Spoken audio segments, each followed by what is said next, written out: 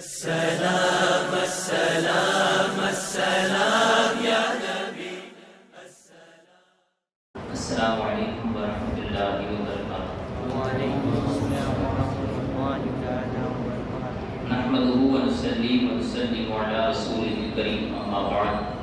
فاعوذ بالله من الشیطان الرجیم بسم اللہ الرحمن الرحیم ان الذين قالوا ربنا الله ثم استقاموا تتنزل عليهم الملائكة ألا تخافوا ولا تحزنوا وأبشروا بالجنة التي كنتم توعدون۔ صدق الله مولانا العظيم وبلغنا رسوله النبي الأمين المكين الكريم ونحن على ذلك لمن الشاهدين والشاكرين والمطمئنين والحمد لله رب العالمين۔ آئیے نہایت ہی ادب اور احترام کے ساتھ ساری کائنات کے رہبر عقیدت میرے اور آپ کے پیارے آقا جناب احمد مصطفیٰ حضرت محمد مصطفیٰ صلی اللہ تعالی علیہ وسلم کی بارگاہ گوہر ناز میں اپنی غلامی کا ثبوت پیش کرتے ہوئے بآواز بلند ہدیہ درود پاک پیش کیجیے، پڑھیے اللہم صلی علی سیدنا و مولانا محمد وعلی آل سیدنا مولانا محمد مبارک وسلم۔ صلاۃ و سلام علیک یا رسول اللہ صلی اللہ تعالی علیہ وسلم۔ اللہ رب العزت کا نہایت ہی فضل و کرم اور اس کا احسان عظیم ہے کہ رب کریم نے مجھے اور آپ کو یہ توفیق عطا فرمائی کہ ہم اللہ کے پیارے محبوب صلی اللہ تعالی علیہ وسلم کے پیارے نواسے حضرت امام عالی مقام امام حسین رضی اللہ تعالی عنہ کی محفل کو سجائیں۔ اللہ رب العزت ہمیں ہمیشہ ہمیشہ اپنے محبوب بندوں کی یادیں منانے کی توفیق عطا فرمائے۔ اللہ رب العزت ہمیں ان کے نقش قدم پر چلنے کی توفیق عطا فرمائے، ان کی تعلیمات کو حاصل کر کے اس پر عمل کرنے کی توفیق عطا فرمائے۔ کسی شاعر نے کہا ہے کہ شہر سرور کی آب و ہوا اور ہے، شہر سرور کی آب و ہوا اور ہے، جنتیں اور ہیں کربلا اور ہے، جنتیں اور ہیں کربلا اور ہیں، اور آل محمد کہاں اور یزیدی کہاں، آل محمد کہاں اور یزیدی کہاں، بانٹنا اور ہے چھیننا اور ہے، بانٹنا اور ہے لوٹنا اور ہے۔ اور پھر فرماتے ہیں بولی مریم تقابل نہ کرنا میرا، بولی مریم تقابل نہ کرنا میرا، کبریا کی قسم فاطمہ اور ہے، کبریا کی قسم فاطمہ اور ہے۔ اور میں ہوں بیمار جانے دے کرب و بلا، میں ہوں بیمار جانے دے کرب و بلا، اے طبیب اس مرض کی دوا اور ہے، اے طبیب اس مرض کی دوا اور ہے۔ 7 پھولوں کے سر بھی چڑھاؤ یہاں، 7 پھولوں کے سر بھی چڑھاؤ یہاں،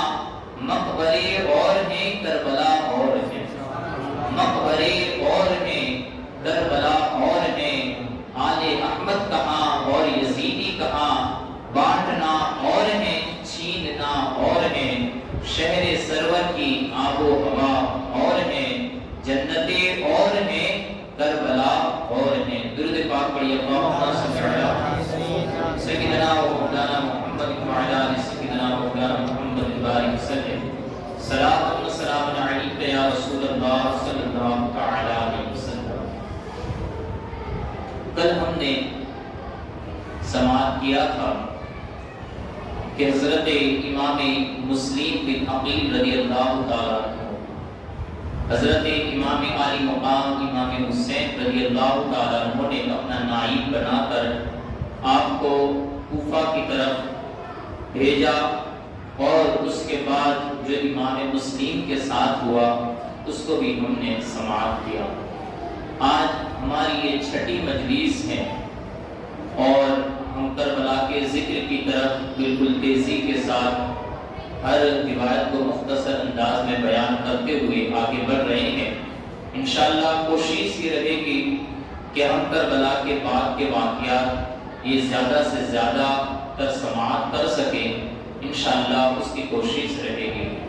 کل کربلا تک یعنی امام عالی مقام کی شہادت تک انشاءاللہ سماعت کریں گے، اور اس کے بعد پھر کربلا کے بعد کی بھی جو ایک بہت بڑی داستان ہے، اور اس کے اندر بھی بڑی حکمتیں اور بڑی نصیحتیں ہیں، اور ساتھ ہی ساتھ واقعی میں اس میں ہی عبرت ہے۔ اس عبرت کو بھی انشاءاللہ العزیز ہم دل سے لگائیں گے، اور امام عالی مقام کی زندگی سے ہم سبق کو حاصل کریں گے۔ آج چھٹی شریف ہے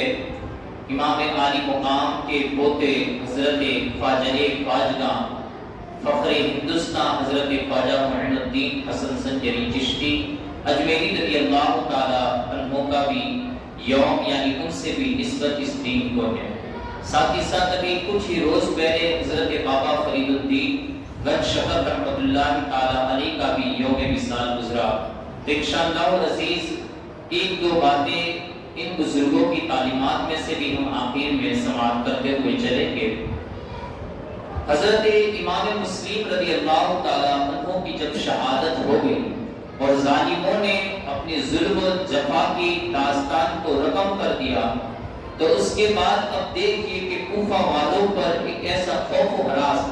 اور ایک ایسا ڈر ان لوگوں پر چھا گیا کہ جہاں وہ کچھ ہی دنوں پہلے ابھی کچھ مہینے گزرے تھے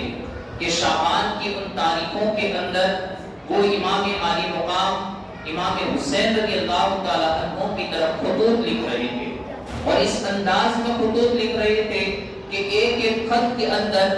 200 300 لوگوں کی دستخطیں ہوتی تھی۔ اور پھر اس کے بعد جب حضرت سیدنا امام مسلم بن عقیل رضی اللہ تعالی عنہ یہ کوفہ کی سرزمین پر پہنچے تو ایک ہی دن کے اندر 18,000 لوگوں نے بیعت کر لی تھی۔ پھر 40,000 لوگ حضرت مسلم بن عقیل کے ساتھ گورنر ہاؤس کے گھیراؤ تک پہنچ چکے تھے۔ لیکن اب حالت تو دیکھیے کہ جب حضرت مسلم بن عقیل رضی اللہ تعالی عنہ کو شہید کیا گیا تو اس کے بعد کوفہ والوں پر ایک ایسا ڈر اور ایک ایسا خوف اور ایک ایسی وحشت ان کے اوپر طاری ہو گئی کہ اب اس کے بعد وہی ہانی بن قربہ جو کوفہ کے اندر ایک بہت بڑے قبیلہ بنو مسحس کے سردار تھے، اب ابن زیاد نے حکم دیا، کہا کہ ہانی کو بھی لے جایا جائے اور بیچ بازار میں جا کر حضرت ہانی کو بھی شہید کیا جائے۔ اب جب ہانی کو لے کر جا رہے تھے تو ہانی چلا چلا کر اپنے گھر والوں کو طلب کر رہے تھے، اپنے گھر والوں کو بلا رہے تھے، لیکن اس حالت کے اندر بھی حضرت ہانی بن قربہ رضی اللہ تعالی عنہ کی مدد کے لیے کوئی اپنے گھر سے باہر نہ نکلا۔ تمام کوفہ والوں نے اپنے گھروں کے دروازے، اپنی کھڑکیوں تک تو انہوں نے بند کر لیا تھا، اور حضرت ہانی چلاتے رہے۔ آخرکار حضرت ہانی نا امید ہو کر آپ کہنے لگے کہ کیا کوئی تلوار نہیں کہ میں جس سے مقابلہ کر سکوں، کیا کوئی لاٹھی نہیں کہ جس سے میں مقابلہ کر سکوں، میں اپنا دفاع کر سکوں، کیا کچھ بھی نہیں ہے کہ جس سے میں اپنا دفاع کر سکوں، کیا اونٹ کی ہڈی تک بھی نہیں ہے کہ میں اس سے ہی اپنی جان کو بچا سکوں۔ آخرکار حضرت ہانی رضی اللہ تعالیٰ عنہ کو چوراہے پر لے جایا گیا، اور بیچ چوراہے کے بیچ میں حضرت ہانی رضی اللہ تعالیٰ عنہ کو شہید کیا گیا۔ یہ بھی 3 ذوالحجۃ الحرام سن 60 ہجری کے دن جب حضرت امام مسلم بن عقیل رضی اللہ تعالیٰ عنہ کی شہادت صبح کے وقت واقع ہوئی، ٹھیک دوپہر کے وقت حضرت ہانی رضی اللہ تعالیٰ عنہ کو بھی شہید کیا گیا۔ یہ کربلا کے ایک دوسرے مسافر تھے جو آب کوثر پر پانی پینے کے لیے پہنچ گئے۔ اب اس کے بعد ابن زیاد کو یہ بھی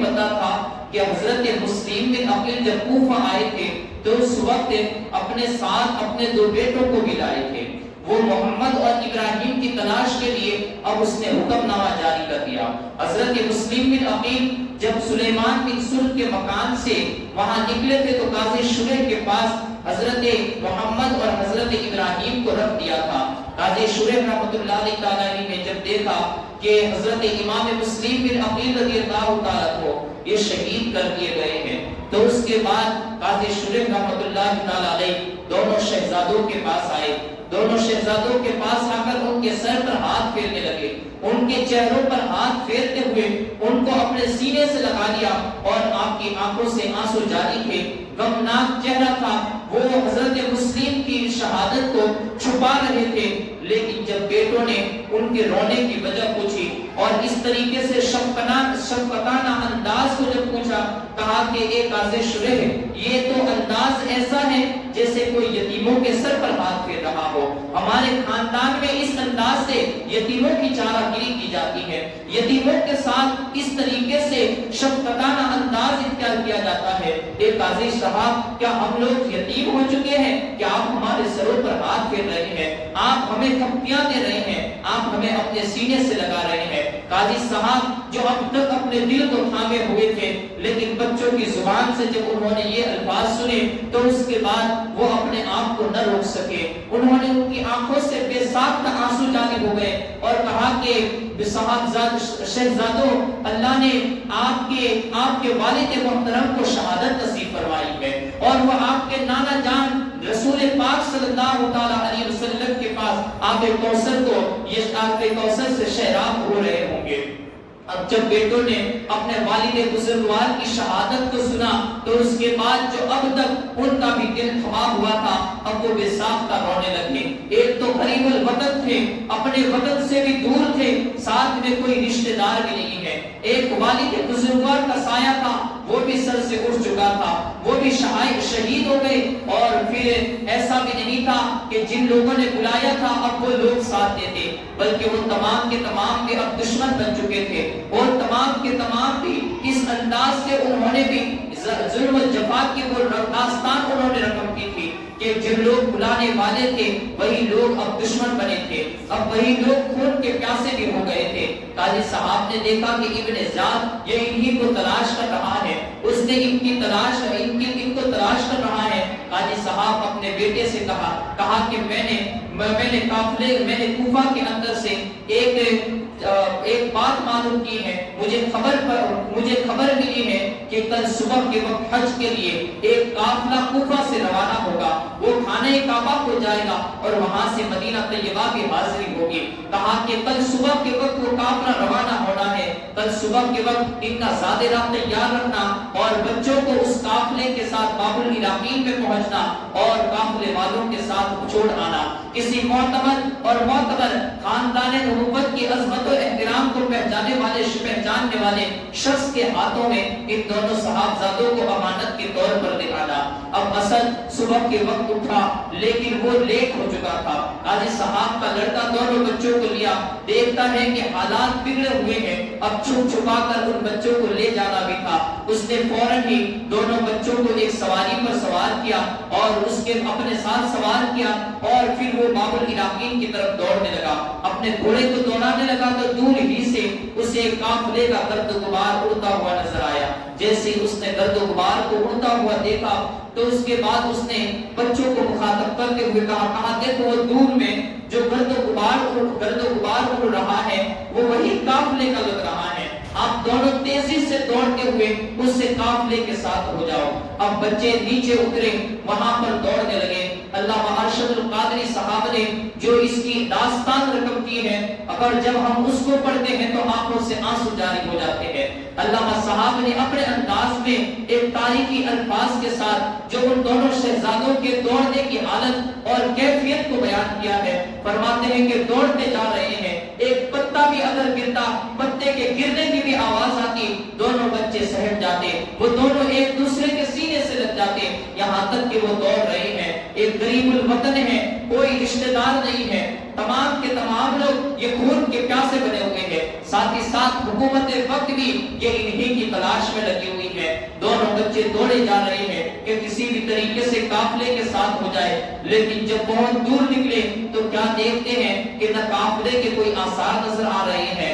نہ قافلے کا کوئی گرد و غبار نظر آ رہا ہے۔ اب دیکھیے کہ تقدیر الہی کو بھی کیا منظور تھا، وہاں دوڑتے رہے بچے، لیکن اس کے بعد دیکھا کہ قافلہ دور نکل چکا ہے، اب صبح کا اجالا بھی یہ نمودار ہو چکا ہے۔ اب انہوں نے سوچا کہ کہیں ایسا نہ ہو کہ حکومت وقت کے سپاہی آ جائے اور ہمیں پکڑ لیں، تو پھر وہ دونوں بچے یہ وہیں پر دوڑ رہے تھے کہ کسی بھی طریقے سے یہ قافلے کو پکڑ لے، لیکن اچانک کیا دیکھتے ہیں کہ حکومت وقت کے سپاہی یہ وہاں پر پہنچ گئے، دونوں بچوں کو پکڑ لیا گیا اور ابن زیاد کے سامنے پیش کر دیا گیا۔ ابن زیاد نے دونوں بچوں کو قید خانے میں ڈلوایا اور اس کے بعد یزید لعین کی طرف خط لکھا اور کہا کہ میں نے مسلم بن عقیل کے بچوں کو قید کر لیا ہے، اب مجھے حکم دو کہ میں ان کے ساتھ کیا کروں، کیا مسلم کی طرح انہیں بھی شہید کر دوں، انہیں بھی قتل کر دوں، یا تیرے دربار میں بھیج دو۔ ابن زیاد نے ایک خط یزید لعین کی طرف روانہ کیا اور اس طرف دونوں بچوں کو یہ قید خانے میں رکھا۔ قید خانے میں جو رات کے وقت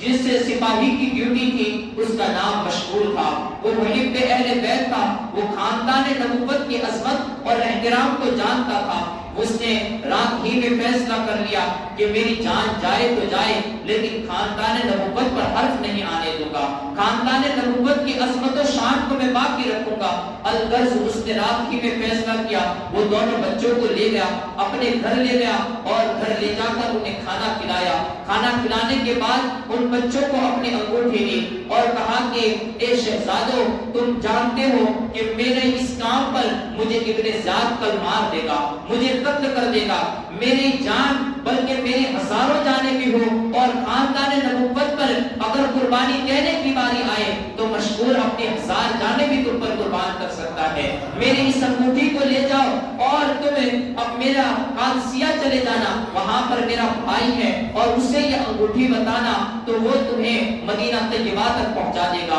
وہ کسی بھی طریقے سے تمہیں مدینہ پہنچا دے گا اور میرا کل میدان محشر میں اپنے نانا جان سے اس مشغول کی شفاعت کرا لینا، اس مشغول کی شفاعت کرا دینا، مجھے میدان محشر میں بھولنا مت۔ یہ دیکھیے کہ محب اہل بیت کل بھی اس انداز یہی انداز رکھتے تھے، یہ عقیدہ رکھتے تھے کہ یہی وہ خاندان نبوت کے افراد ہیں اور یہی وہ نفوس قدسیہ ہے کہ کل میدان محشر کے اندر اگر کوئی کام آنے والی ذاتیں ہوگی تو یہ خاندان نبوت کے افراد ہوں گے، یہ اللہ کے رسول صلی اللہ علیہ وسلم کی آل و اولاد ہوگی۔ تو اس نے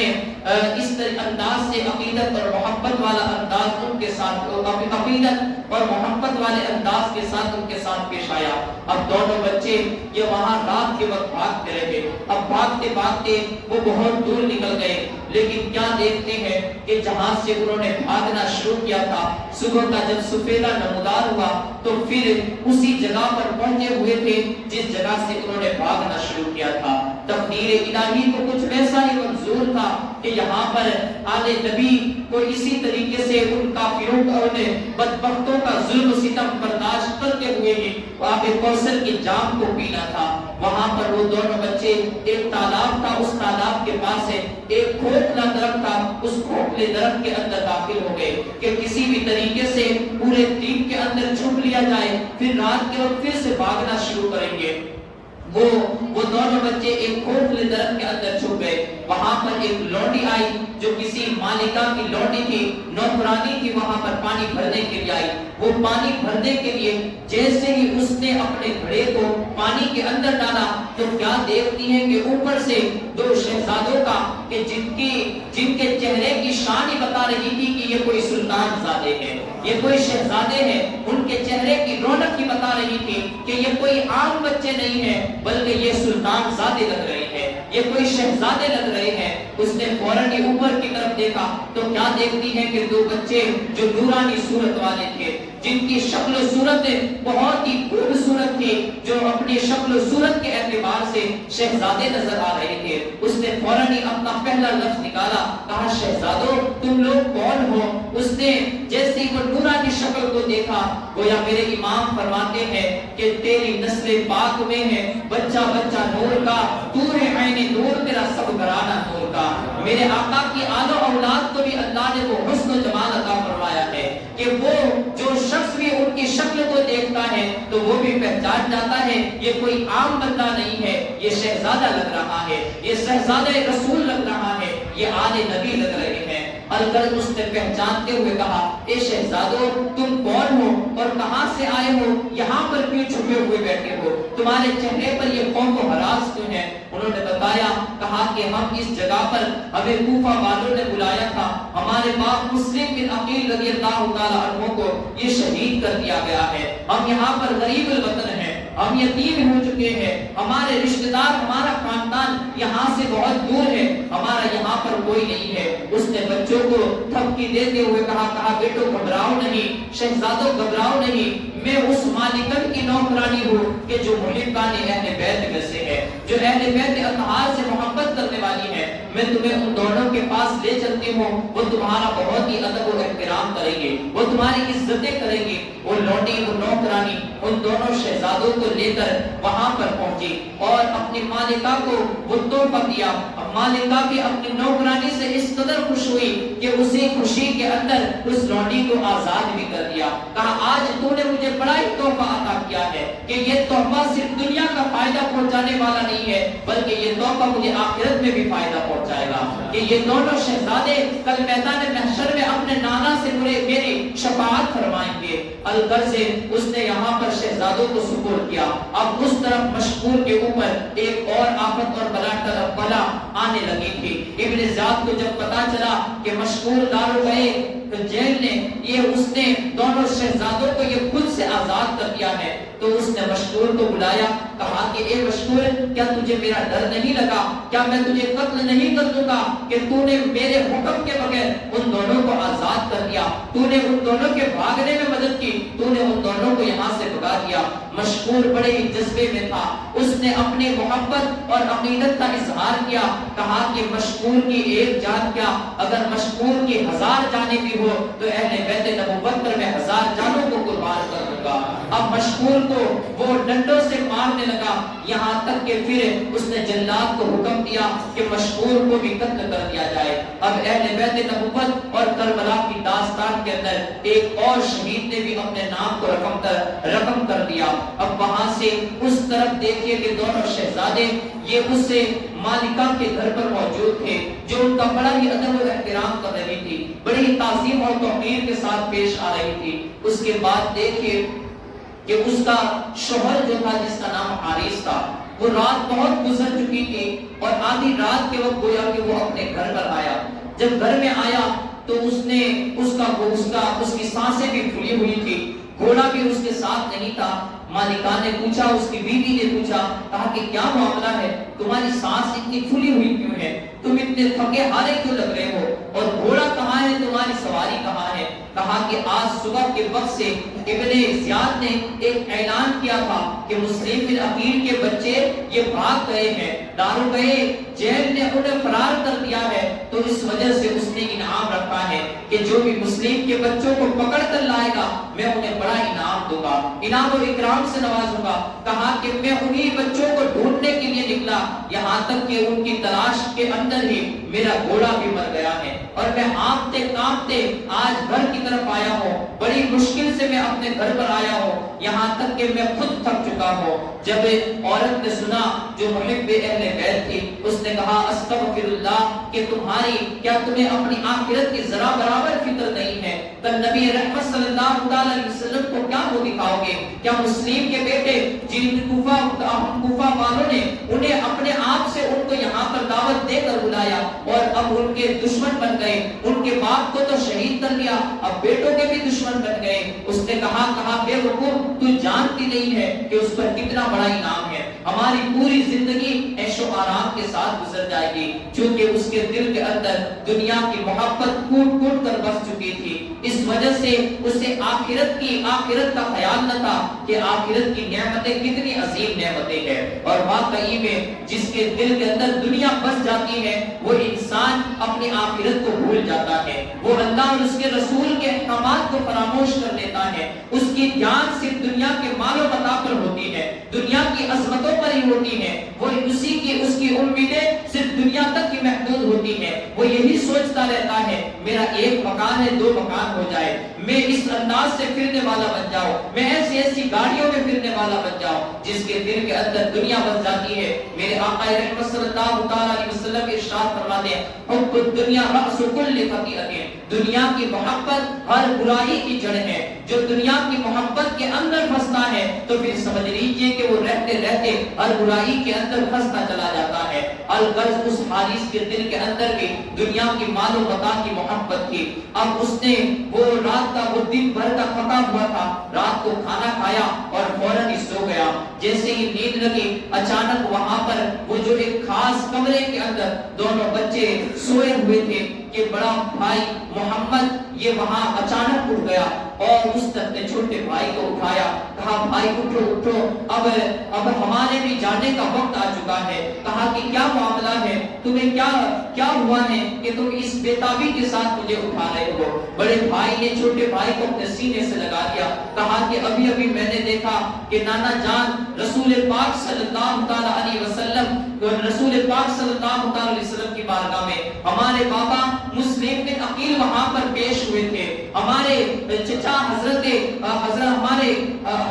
علی رضی اللہ تعالی عنہ بھی یہ بھی وہاں پر موجود تھے، وہاں پر حضرت ماں فاطمہ الزہرا رضی اللہ تعالی عنہا بھی موجود تھی، ہمارے بڑے چچا حضرت حسن رضی اللہ تعالی عنہ یہ بھی وہاں پر موجود تھے۔ اور ہمارے بابا جب نانا جان کے بارگاہ میں نانا جان کے دربار میں پیش ہوئے تو اس وقت نانا جان نے ہمارے بابا حضور حضرت مسلم سے فرمایا، مسلم تم آ گئے، تمہارے بچوں کو کہاں چھوڑ آئے ہو؟ تم آ گئے، تمہارے بچوں کو کس جگہ پر چھوڑ آئے ہو؟ تو ہمارے بابا نے کہا حضور نانا جان میرے بیٹے بھی میرے پیچھے آ ہی رہے ہیں، کہا کہ یہ خواب میں نے ابھی دیکھا ہے، آقا رحمت صلی اللہ تعالی علیہ وسلم کی زیارت ہمیں نصیب ہوئی ہے، مجھے نصیب ہوئی۔ چھوٹے بھائی نے کہا بھائی واقعی میں نے بھی یہی خواب دیکھا ہے۔ اب دونوں بھائی ایک دوسرے کے سینے سے لپک کر رونے لگے اور روتے ہوئے ان کی آوازیں، ان کی سسکیاں یہ بلند ہونے لگی۔ وہاں حارث جو سویا ہوا تھا اس نے جب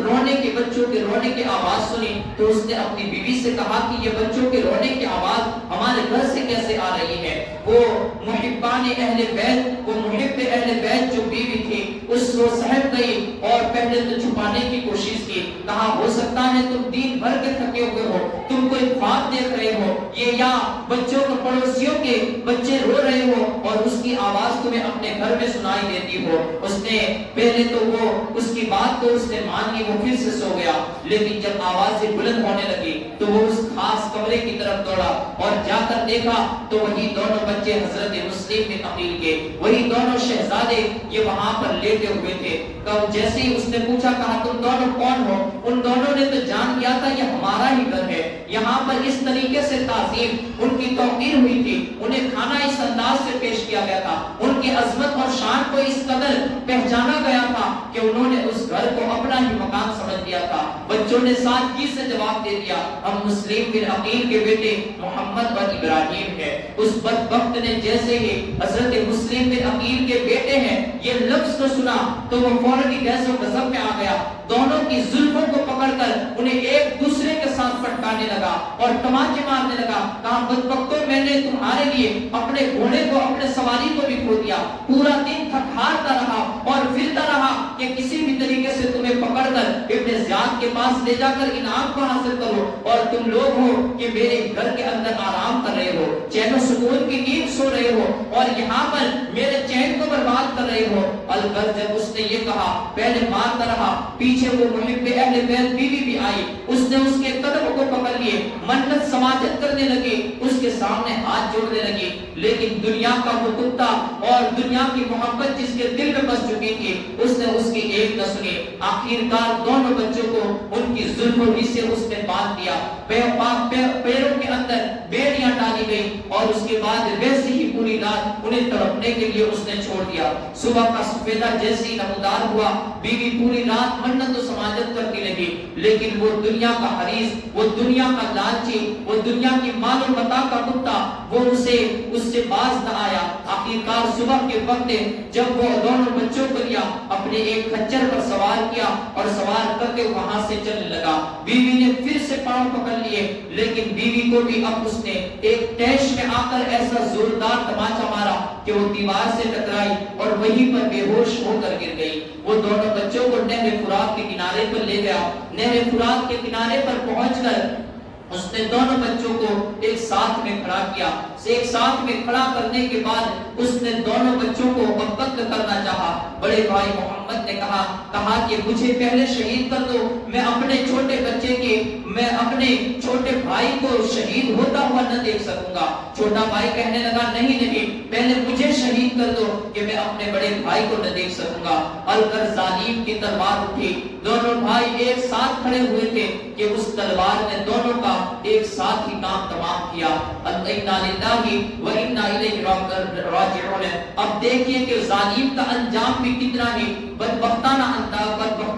اس کا انجام بھی ہوا. اب وہ دونوں کے سروں کو لے کر, ان کے تن کو وہیں پر چھوڑ کر یہ وہاں سے ان سروں کو لے کر ایک کوٹلے میں ڈال کر ابن زیاد کے دربار میں پہنچا. ابن زیاد کو کہنے لگا, کہا کہ اے ابن زیاد, میں تیرے پاس ایک بہت بڑا تحفہ لے کر آیا ہوں. کہا کہ تو میرے لیے کون سا ایسا تحفہ لایا ہے اور کون سا ایسا تحفہ ہے کہ جس پر تو اتنا چلا چلا کر مجھ سے انعام مانگ رہا ہے. اس نے کہا کہ یہ تحفہ یہ ہے کہ جس پر تو نے خود انعام مقرر کیا ہے. میں مسلم بن عقیل کے بیٹوں کے سر کو لایا ہوں. ابن زیاد ابیض و غضب میں آ گیا. کہا کہ تو مسلم بن عقیل کے بیٹوں کو یہ مار کر آ گیا, انہیں قتل کر کے آ گیا. میں نے تو یزید رحیم کو, اس نے تو امیر المومنین کہا تھا, لیکن میں نقل کے طور پر بھی یزید کو امیر المومنین کہنے کے لیے تیار نہ ہو. جس نے امام عالی مقام اور اہل بیت نبوت پر اتنے ظلم و ستم ڈھائے ہو, اسے امیر المومنین تو کیا, اسے تو عزت کے ساتھ بلایا بھی نہیں جا سکتا. بلکہ حضرت عمر ابن عبد العزیز رحمۃ اللہ تعالی علیہ رضی اللہ تعالی عنہ, حضرت عمر بن عبد العزیز کے زمانے کے اندر کسی شخص نے یزید کا تذکرہ کیا, اور یزید کا تذکرہ کرتے ہوئے اس نے یزید کو امیر المومنین کہا. امیر المومنین جیسے اس نے یزید کو کہا تو فوراً یہ حضرت عمر ابن عبد العزیز, اب یہ بھی بنی امیہ خاندان کے شخص ہیں اور وہ بھی مدینہ طیبہ کے حاکم بنے, لیکن آپ دیکھیے کہ ان کے اندر خاندان نبوت کا ادب و احترام کس انداز سے پایا جاتا تھا. یزید جو ان کے خاندان کا فرد تھا, لیکن جب کوئی یزید کو امیر المومنین کہتا تو حضرت عمر ابن عبد العزیز اسے 20 کوڑے لگاتے تھے, اپنے ہاتھوں سے اسے 20 کوڑے لگاتے تھے کہ ایسے بدبخت تم امیر المومنین کہتے ہو جس نے خاندان نبوت کو, خاندان نبوت کی عظمت و احترام کو پامال کر دیا, ان کے عظمت و احترام کا کوئی اس نے لحاظ نہ رکھا. تو امیر المومنین اس بدبخت کو کہا ہی نہیں جا سکتا. کہا کہ میں نے یزید کو یہ خط لکھا ہے اور اس سے یہ سوال کیا ہے کہ مسلم بن عقیل کے شہزادے یہ میرے پاس قید ہے, اگر اس نے ان کو زندہ طلب کر لیے تو پھر میں یزید کو کیا جواب دے سکوں گا. اس نے فوراً ایک جلاد کو حکم دیا, کہا جاؤ اس کو بھی لے جاؤ اسی جگہ پر اور وہی جا کر اس کو بھی قتل کر دیا جائے. اب دیکھیے کہ جو دنیا کا کتا بن جاتا ہے تو نہ اس کے ہاتھ دنیا آتی ہے نہ آخرت ہاتھ آتی ہے. پہلے تو اس نے اپنی آخرت کو کھو دیا, اب آخر میں اس کی دنیا بھی اس کے ہاتھ سے نکل گئی. نہ اسے انعام حاصل ہوا, نہ زندگی حاصل ہوئی, نہ خدا ہی ملا, نہ مثال صنم, نہ ادھر کے رہے نہ ادھر کے رہے. تو جو دنیا کے پیچھے پڑ جاتے ہیں اور کسی کا دل دکھاتے ہیں یا پھر کسی پر ظلم و ستم کرتے ہیں تو پھر اللہ رب العزت ان کے انجام کو دنیا ہی میں مقرر کر دیتا ہے, وہ دنیا ہی کے اندر اپنے انجام تک پہنچ جاتے ہیں. الغرض یہاں پر حضرت مسلم بن عقیل رضی اللہ تعالیٰ عنہ کے شہزادوں کی بھی یہ شہادت واقع ہو گئی. اب اس کے بعد ادھر دیکھیے کہ یہاں پر یہ جب حضرت مسلم بن عقیل رضی اللہ تعالیٰ عنہ کی شہادت ہوئی تو اس وقت 3 ذوالحجۃ الحرام کا دن تھا, اور اس طرف امام عالی مقام کو بھی چونکہ وہ خط پہنچ چکا تھا تو حضرت امام عالی مقام امام حسین رضی اللہ تعالیٰ عنہ 3 ذوالحجۃ الحرام ہی کے دن اب مکہ چھوڑنے کے لیے بھی تیار ہو گئے کہ مکہ سے نکل کر اب کوفہ کی جانب رواں ہو جائے. اب وہاں ذرا غور کیجئے کہ حضرت امام حسین رضی اللہ تعالیٰ عنہ نے صرف عمرہ کیا, حج کے ایام کے اندر عمرہ کرنے کے بعد اب وہ کوفہ کی جانب روانہ ہونے کے لیے وہ تیار ہو گئے. جس امام نے اپنی پوری زندگی میں 25 حج کیے تھے, پیدل چل کے کیے تھے, اور کبھی کسی سال آپ نے حج کو چھوڑا نہیں تھا. 25 حج پیدل چل کر کرتے تھے, مدینہ طیبہ سے پیدل آتے تھے, کوفہ ہوتے کوفہ سے پیدل آتے تھے, اور وہاں سے پیدل چل کے آ کے وہ حج خانہ کعبہ کا حج کیا کرتے تھے. لیکن اب حج کے ایام موجود ہیں، آنے والے ہیں، تمام لوگ دور و دراز سے یہ خانہ کعبہ کا حج کرنے کے لیے آ رہے ہیں، لیکن امام عالی مقام یہ خانہ کعبہ سے نکل کر کوفہ کی جانب روانہ ہو رہے ہیں۔ گویا کہ بزرگان دین فرماتے ہیں کہ لوگ خانہ کعبہ کا حج کرنے کے لیے آ رہے تھے، اور لوگ خانہ کعبہ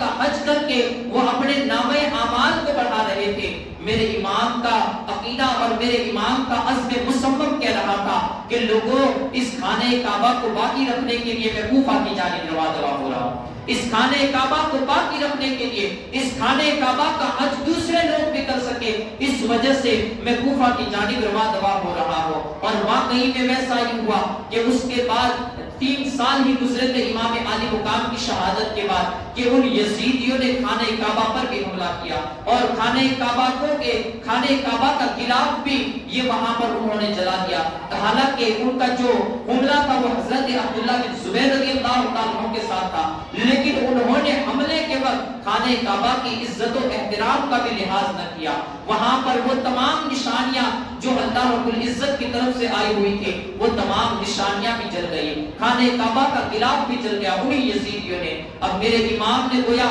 یہ اس انداز سے وہاں پر ان لوگوں کو بتانا چاہا کہ میرا یہاں سے جانا اس وجہ سے ہے تاکہ خانہ کعبہ کی حفاظت ہو جائے، لوگ آئندہ رہتی دنیا تک یہ خانہ کعبہ کا حج کر سکے۔ الغرض امام پاک نے جب عزم مصمم کر لیا کہ مجھے خانہ کعبہ سے نکلنا ہے اور کوفہ کی جانب روانہ ہونا ہے، ابھی تک یہ پتہ نہیں تھا کہ حضرت مسلم بن عقیل یہ شہید ہو چکے ہیں اور ان کے شہزادوں کے ساتھ کیا داستان گزری ہے۔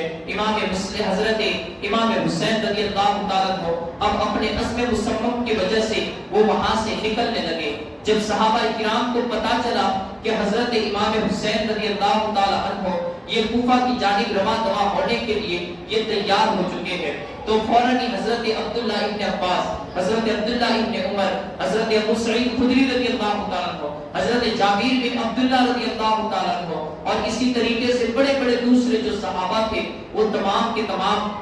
امام عالی مقام کے پاس آئے، اپنے ہاتھوں کو جوڑنے لگے، کہا امام اس سرزمین پر نہ جائیے، آپ خود جانتے ہیں کہ ان بدبختوں نے آپ کے بابا کے ساتھ کیا کیا ہے، آپ کے بابا کے ساتھ کتنی دھوکے بازیاں کی ہیں، آپ کے بھائی حضرت امام حسن کے ساتھ وہ کس انداز سے پیش آئے، ان دنوں کو آپ کیسے بھول سکتے ہو، آپ نہ جائیے ان لوگوں کی طرف۔ حضرت امام عالی مقام ان کی ایک بات نہ سنی، کہا کہ اب تمام چیزیں پوری ہو چکی ہیں، آپ لوگوں نے کہا کہ وہاں اپنا کسی معتبر شخص کو بھیج دیا جائے، میں نے وہ بھی حضرت مسلم کو بھیج دیا، ان کا خط بھی اب آ چکا ہے۔ البتہ حضرت عبداللہ ابن عباس رضی اللہ تعالیٰ عنہ آئے، آپ نے کہا کہ امام اگر میں یہ سوچتا اور میں یہ چاہتا، میرا یہ خیال ہے کہ اگر میں آپ کے ساتھ جنگ کرتا، آپ کے ساتھ لڑتا جھگڑتا اور پھر آپ رک جاتے تو کہتے کہ میں آپ کے ساتھ جنگ کرنے کے لیے، آپ کے ساتھ جھگڑا کرنے کے لیے بھی تیار ہو جاتا کہ کسی بھی طریقے سے آپ کوفہ نہ جائے،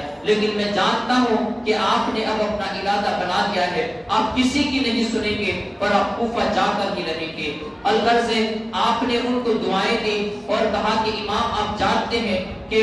وہاں کے تمام حالات اور پھر تمام صحابہ بھی جانتے تھے کہ امام کے ساتھ کیا گزرنی ہے، وہ تمام کے تمام صحابہ کرام اور ان کے بچوں کے اوپر بھی وہ داستان ایک آسمان کی طرح، روز روشن کی طرح واضح تھی، لیکن اس کے باوجود بھی امام عالی مقام کوفہ کی جانب جانے کے لیے روانہ ہو گئے۔ آخر میں حضرت عبداللہ بن زبیر رضی اللہ تعالی عنہ بھی آئے۔ حضرت عبداللہ بن زبیر رضی اللہ تعالی عنہ جب وہاں پر آئے تو انہوں نے کہا کہ حضور آپ خانہ کعبہ کے اندر ٹھہر جائیے، اگر یہ آپ کو خدشاؤں کے مکہ میں آپ کو قید کر دیا جائے، آپ خانہ کعبہ کے اندر رہیے اور میں آپ کی حفاظت کے لیے اپنے سپاہیوں کو تیار کر لوں گا اور کسی بھی طریقے سے آپ کے خاندان پر آنچ نہیں آنے دوں گا۔ نبی رحمت صلی اللہ علیہ وسلم کے وہ شہزادے حضرت امام عالی مقام نے وہاں پر ایک حدیث بیان کی، کہا میں نے میرے بابا حضور سے ایک بات سنی ہے، فرماتے حدثنی ابی ان لمکہ قبشا به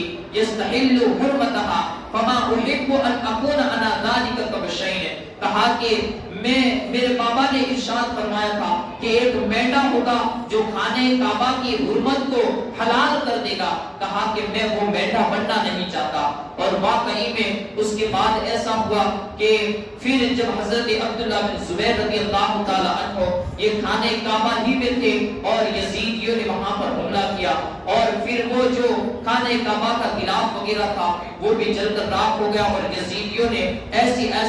سخت داستان رقم تراز کی۔ الغرض حضرت امام حسین نے کہا کہ میں خانہ کعبہ سے ایک بیت یہ باہر شہید کیا جاؤں، باہر قتل کیا جاؤں، یہ میں بہتر سمجھتا ہوں کہ میں خانہ کعبہ کے اندر شہید کیا جاؤں، کہ میری وجہ سے خانہ کعبہ کی حرمت پامال ہو جائے۔ کہا میں ایسا نہیں چاہتا۔ الغرض امام عالی مقام اب سفر کے لیے روانہ ہو گئے۔ اب وہاں سے جب نکلے تو ایک مقام پر پہنچے، ابھی کچھ باہر ہی نکلے تھے، مکہ کے حدود پر پہنچے تھے کہ وہاں سے عمرو بن سعید جو مکہ کا حاکم تھا اس نے اپنے سپاہیوں کو بھیجا، لیکن اس کے سپاہی حضرت امام عالی مقام کو روک نہ سکے۔ اب امام عالی مقام اپنے ساتھیوں کے ساتھ یہ کوفہ کی جانب رواں دواں ہو گئے۔ امام عالی مقام کے ساتھ جو آپ کے ساتھی تھے، یعنی آپ کے جو گھر کے افراد تھے، وہ کس طریقے سے تھے اس کو بھی ہم سماعت کر لیں اور ان کے ناموں کی بھی برکتیں یہ حاصل کر لیں۔ رب کی بارگاہ میں دعا کرتے ہیں کہ اللہ رب العزت ہمیں ان ناموں کی برکتیں عطا فرمائے، ان کے فیضان سے مالا مال فرمائے،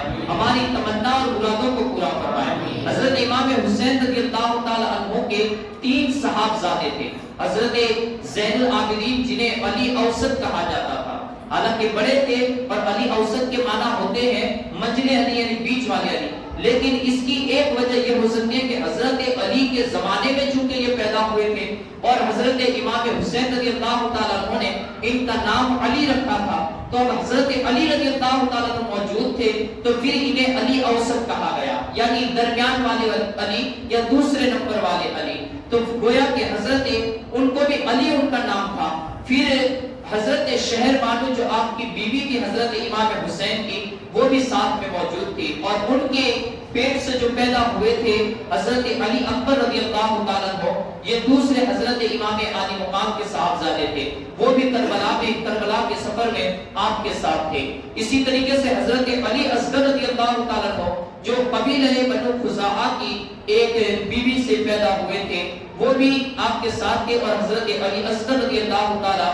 عنہ کی والدہ محترمہ بھی یہ بھی سفر میں ساتھ ہی میں تھی۔ اب دیکھیے کہ حضرت امام حسین رضی اللہ تعالیٰ عنہ کو نام علی سے کس قدر پیار تھا کہ آپ نے اپنے تینوں بیٹوں کے نام صرف علی رکھے، تینوں بیٹوں کے نام۔ بلکہ یہ راز اس وقت کھلا جب حضرت امام زین العابدین یزید کے دربار میں تھے، تو یزید نے پوچھا کہ اس بچے کا نام کیا ہے، اس نوجوان کا نام کیا ہے۔ حضرت امام زین العابدین کی عمر 22 سال تھی، تو فرمایا کہ اس لڑکے کا نام کیا ہے، تو حضرت امام کسی نے بتایا، حضرت زینب نے یا کسی نے بتایا کہ یہ علی ہے، تو کہا کہ ایک علی تو کربلا کے میدان میں بھی شہید کیے گئے، کہا کہ ہاں وہ بھی علی ہے، کہا کہ ایک چھوٹا بچہ بھی شہید کیا گیا تھا، کہا اس کا نام بھی علی ہے۔ تو یزید نے کہا کہ تیرے باپ کو، اس نے گستاخانہ انداز میں کہا تیرے باپ کو علی کے نام کے سوا کوئی نام ہی نہیں پتا چلا تھا کہ اس نے اپنے تینوں بیٹوں کے نام علی رکھے۔ حضرت امام زین العابدین نے وہاں اپنا سینہ فخر سے چوڑا کرتے ہوئے کہا یہ تو 3 تھے، اگر ہمارے گھر میں 300 بچے بھی ہوتے تو میرا بابا ان تمام کے نام علی ہی رکھتا، میرا بابا ان تمام کے نام صرف علی رکھتا۔ تو علی کے نام میں کتنی بلندی ہے، اور واقعی میں آپ دیکھئے کہ حضرت علی کے نام میں بھی، کیونکہ حیدر کرار آپ کا لقب ہے، اور علی کے نام میں بھی شجاعت اور بہادری پائی جاتی ہے۔ جس کا نام علی ہو، اللہ کے فضل سے اللہ رب العزت اسے بہادری اور شجاعت عطا فرما دیتا ہے۔ تو یہ حضرت امام حسین رضی اللہ تعالیٰ عنہ نے اپنے تینوں بیٹوں کے نام علی ہی رکھے۔ اب اس کے بعد حضرت امام حسین رضی اللہ تعالیٰ عنہ کی ایک چھوٹی صاحبزادی جو 7-8 سال کی عمر کی تھی، جن کا نام سکینہ تھا، تو یہ بھی وہاں کربلا کے سفر میں موجود تھی، اور جو ان کی والدہ محترمہ امرؤ القیس جو ایک بہت بڑے شاعر تھے، ان کے امرؤ القیس ابن عدی ان کی دختر تھی جو بنی طلب کی بیویوں میں سے تھی۔ اور اس کے بعد حضرت امام حسین رضی اللہ تعالیٰ عنہ کی 2 بیویاں یعنی حضرت شہر بانو اور حضرت علی اصغر کی والدہ محترمہ یہ بھی آپ کے ساتھ سفر میں تھی۔ اب دیکھیں یہاں پر شہر بانو کا تذکرہ کہ شہر بانو کون ہے، آپ جانتے ہوں گے شاید، یا پچھلی مرتبہ یا حضرت عمر کی داستان کے اندر آپ نے سنا ہوگا کہ جب حضرت عمر رضی اللہ تعالیٰ عنہ نے ایران کو فتح کیا تو ایران کا اس وقت بادشاہ تھا جس کا نام یزدگرد تھا. تو یزدگرد کی 3 بیٹیاں یہ مسلمانوں کی قیدی بن کر مدینہ طیبہ لائی گئی تھی. اور ایران جب فتح ہوا تھا تو وہ اپنی بیٹیوں کو اپنی عورتوں کو چھوڑ کے وہ تمام ایرانی یہ بھاگنے لگے تھے. انہوں نے اپنے گھر کی بھی پرواہ نہ کی تھی اور اپنے مال اور دولت کی بھی پرواہ نہ کی تھی. اور اسلامی لشکر کی وہ ہیبت ان کے اوپر چھا چکی تھی کہ وہ تمام چیزوں کو چھوڑ کر وہاں سے بھاگ نکلے. اب یہ تمام جو مال و متاع یہاں تک کہ بتایا جاتا ہے کہ حضرت عمر کے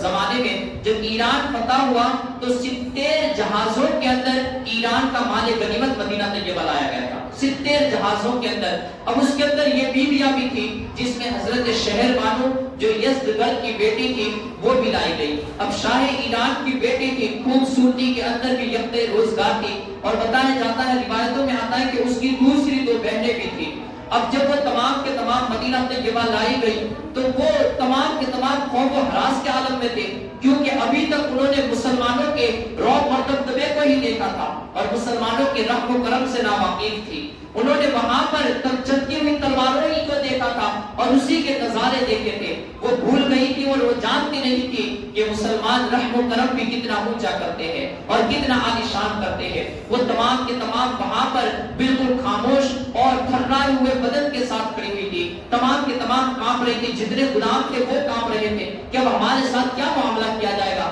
ہمیں کس طریقے سے قتل کیا جائے گا, کس طریقے سے سزائیں دی جائے گی. وہ تمام کے تمام اسی حالت میں تھے کہ اس کے بعد وہاں پر حضرت شہر بانو یہ اپنی زبان سے کچھ بولے جا رہی تھی اپنی زبان کے اندر, لیکن وہاں ان کی زبان سمجھنے والا کوئی نہیں تھا. اور اس عالم میں بھی جبکہ تمام لوگ ڈرے ہوئے تھے لیکن یہ بے خوفی کے عالم میں بغیر کسی ڈر کے عالم میں وہ وہاں پر بول رہی تھی. حضرت عمر رضی اللہ تعالیٰ عنہ نے پوچھا کہ یہ جو عورت بول رہی ہے وہ کون ہے, یہ لڑکی جو بول رہی ہے وہ کون ہے کہ تمام لوگ ڈرے ہوئے ہیں لیکن اس کے اندر ذرہ برابر بھی ڈر نہیں پایا جاتا. کہا کہ یہ شاہ ایران یزدگرد کی بیٹی شہر بانو ہے. حضرت عمر رضی اللہ تعالیٰ عنہ نے جب اسے دیکھا تو پھر لوگوں نے مشورہ دیا, کہا کہ عمر ایسا کیجئے کہ یہ شاہ ایران کی بیٹی ہے تو آپ اس کے ساتھ نکاح فرما لیجئے. حضرت عمر رضی اللہ تعالیٰ عنہ نے فرمایا, کہا نہیں. حضرت عمر مسکرائے اور فرمایا کہ یہ ایران کے بادشاہ کی بیٹی ہے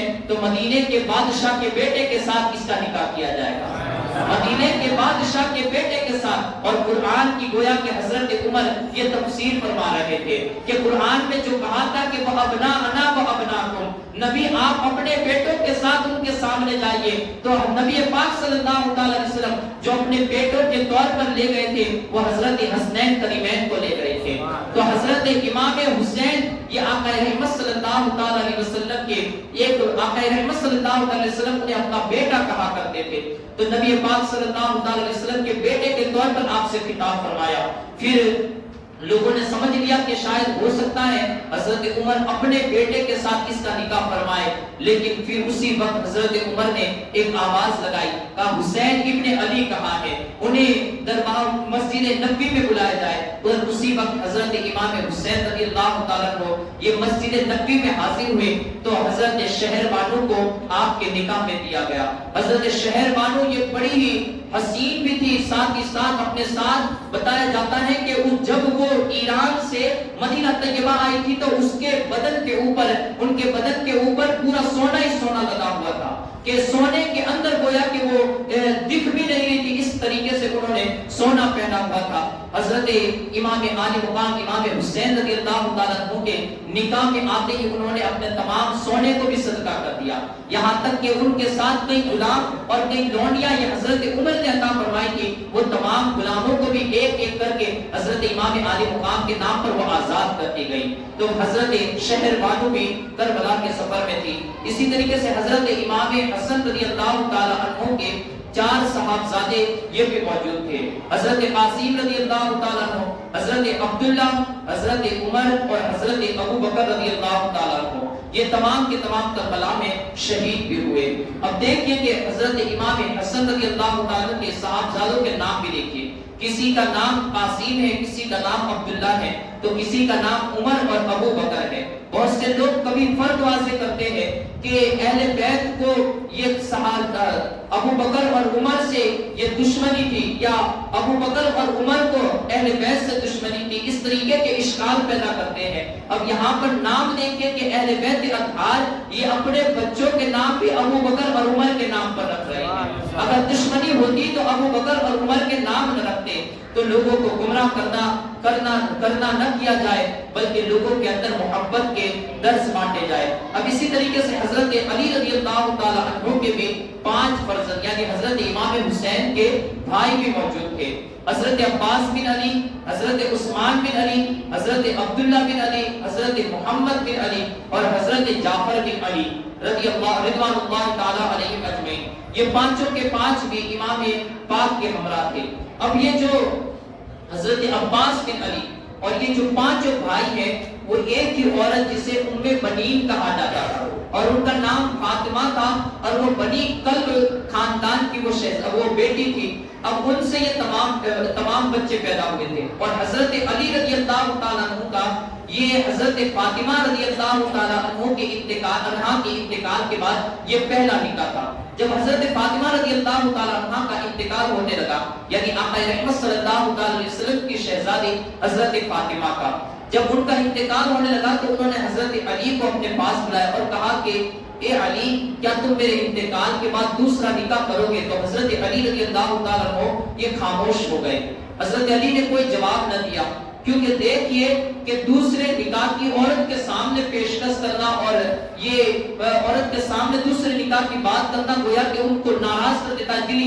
دلی تکلیف پہنچاتا ہے۔ حضرت علی رضی اللہ تعالیٰ عنہ نے بھی ہمیں یہ درس پہنچایا ہے۔ آقا رحمت صلی اللہ تعالیٰ علیہ وسلم کی وہ حدیث مبارکہ کہ جس نے میری فاطمہ کو ذرہ برابر بھی تکلیف پہنچائی، اس کے اوپر جہنم واجب ہو جائے گی، اور اس سے میں ناراض ہوتا ہوں جس سے فاطمہ ناراض ہوتی ہے۔ حضرت علی نے لفظوں کے ذریعہ بھی کہ جس سے حضرت فاطمہ رضی اللہ تعالیٰ عنہ کو ذرہ برابر ٹھیس پہنچے، ویسا بھی انداز اختیار نہ کیا۔ آپ نے جب تک حضرت فاطمہ نکاح میں رہی، آپ نے دوسرا نکاح بھی نہیں فرمایا۔ حضرت فاطمہ کے انتقال ہو گیا، حضرت فاطمہ رضی اللہ تعالیٰ عنہ نے اس وقت حضرت علی کو ایک وصیت فرمائی تھی، کہا علی میرے بعد تم دوسری عورت سے نکاح کرنا، اور نکاح کرے تو پھر اللہ رب العزت اس عورت سے جو بیٹے عطا فرمائے گا، تو پھر وہ بیٹے میرے حسین کے کربلا کے میدان میں کام آ جائیں گے، وہ بیٹے میرے حسین کے لیے کربلا کے میدان میں کام آ جائیں گے۔ تو گویا حضرت فاطمہ اپنے آخری لمحات میں اپنے بیٹے کا خیال کرتے ہوئے یہ دعا کر رہی ہے کہ علی تم دوسرا نکاح کرنا، اور اس سے جو بیٹے پیدا ہوں گے تو وہ میرے حسین کے کربلا کے میدان میں کام آ جائیں گے، میرے حسین کی مدد کریں گے۔ اور واقعی میں ہوا بھی ویسا کہ حضرت علی رضی اللہ تعالیٰ عنہ نے حضرت فاطمہ الزہرا رضی اللہ تعالیٰ عنہا کے انتقال کے بعد حضرت فاطمہ قلبیہ سے نکاح کیا۔ اب جب بنو کلب کے خاندان کی اس بیٹی سے نکاح کیا، تو پھر اللہ رب العزت نے انہیں 5 بیٹے عطا فرمائے، 5 بیٹے عطا فرمائے، اور اسی وجہ سے کہ وہ تمام کے تمام ان کے گھر میں بیٹے ہی پیدا ہوئے، تو پھر ان کا لقب ایک پڑ گیا ام بنین، یعنی بیٹوں کی ماں۔ ام بنین بیٹوں کی ماں ان کا لقب ہی پڑ گیا، اور واقعی میں نام کو کوئی یاد ہی نہ رکھ سکا، اور حضرت فاطمہ کی دعا یہ تمام سے اوپر نکل گئی، اور حضرت فاطمہ کی دعا کی وجہ سے گویا کہ ان کا لقب بھی یہ ہو گیا کہ ام بنین بیٹوں کی ماں۔ اور پھر ان بچوں نے بھی، ان بیٹوں نے بھی، یعنی حضرت علی کے ان شہزادوں نے بھی حضرت امام حسنین تریمین کا اس انداز سے آپ کا ادب و احترام کیا کہ حضرت عباس بردار۔ اب دیکھیں کہ کربلا کے اس پوری داستان کے اندر جو سب سے نمایاں نام ہمیں نظر آتا ہے تو وہ حضرت عباس رضی اللہ تعالی عنہ کا نام ہے۔ حضرت عباس رضی اللہ تعالی عنہ یہ حضرت علی ہی کے صاحبزادے تھے، لیکن اس کے باوجود بھی حضرت امام حسنین تریمین کا، یعنی امام حسن کا اور امام حسین رضی اللہ تعالی عنہ کا اس طریقے سے ادب و احترام کیا کرتے تھے کہ حضرت امام حسن اگر کھڑے ہوئے ہوتے تو آپ بیٹھتے تک نہیں تھے۔ حالانکہ حضرت علی کے صاحبزادے ہیں، دونوں بھائی ہیں، لیکن اپنے بڑے بھائی کا ادب اس طریقے سے کرتے تھے۔ کیوں؟ اس وجہ سے کہ حضرت امام حسین رضی اللہ تعالی عنہ یہ نبی کی بیٹی کے بیٹے تھے، اور وہ کسی اور عورت کے بیٹے تھے. حضرت علی کی طرف سے نسبت ایک تھی لیکن وہ نسبت تو زندگی بھر نصیب نہیں ہونے والی تھی جو حضرت فاطمہ الزہرا رضی اللہ تعالی عنہا کی وجہ سے نصیب ہوئی تھی. تو حضرت خاندان نبوت یعنی نبوت کی وہ کڑی جو تھی اس کی وجہ سے حضرت عباس اور ان کے دوسرے بھی بھائی وہ تمام کے تمام حضرت حسنین کریمین کا بڑا ہی ادب و احترام کرتے تھے. یہاں تک کہ جب حضرت امام حسین چلتے تھے تو حضرت عباس علمبردار رضی اللہ تعالیٰ عنہ یہ آپ کے پیچھے پیچھے چلا کرتے تھے. اور وہاں پر بھی دیکھیں ایک سپہ سالار کی حیثیت سے ایک وزیر کی حیثیت سے حضرت امام حسین کے ساتھ وہاں پر بھی نظر آ رہے ہیں کہ کربلا کے آخری سانس تک حضرت عباس علمبردار نے امام حسین کا گویا کہ اپنے آپ کو ایک وزیر بنا کر پیش کیا ہے کہ حضرت امام کا جیسا حکم ہوتا تھا حضرت عباس رضی اللہ تعالیٰ عنہ اس انداز سے اپنی زندگی کو اپنے تمام آگے کی وہ تمام باتوں کو مانتے ہوئے چلے جاتے تھے. حضرت عباس رضی اللہ تعالیٰ عنہ کی جوانی کا ایک قصہ ہے, اس کو سنتے ہوئے ہم آگے کی طرف بڑھتے ہیں کہ حضرت عباس علمبردار رضی اللہ تعالیٰ تاریخ کے اندر بتایا جاتا ہے کہ ان کا لقب غازی بھی ہے. یعنی یہاں پر عباس علمبردار یہ کربلا کی داستان کے بعد یہ مشہور ہوئے, لیکن اس سے پہلے یعنی کربلا سے پہلے اور حضرت علی کے زمانے میں انہیں عباس غازی بھی کہا جاتا تھا. تو یہ عباس غازی جو ان کا لقب کتابوں میں نظر آتا ہے اس کی وجہ کیا ہے؟ بزرگان دین فرماتے ہیں کہ جب حضرت عباس رضی اللہ تعالیٰ عنہ کی عمر یعنی حضرت عباس علمبردار رضی اللہ تعالیٰ عنہ کی عمر یہ 12 سال کی تھی تو ایک جنگ کے اندر حضرت علی رضی اللہ تعالیٰ عنہ کے ساتھ گئے. تو حضرت علی رضی اللہ تعالیٰ عنہ نے وہاں پر ایک حکم دیا, کہا کہ سامنے بڑی خوارج کی جماعت تھی یا کافروں کی جماعت تھی, لیکن بتایا جاتا ہے بہت بڑی جماعت تھی اور وہ بڑے لشکر کے سامنے جنگ تھی. تو حضرت علی رضی اللہ تعالیٰ عنہ نے کہا کہ میرے بیٹوں میں سے کون ہے میرا بیٹا ایسا ہے جو اس پورے لشکر کے ساتھ اکیلا لڑ کر آ جائے. تو حضرت علی نے جب یہ حکم دیا تو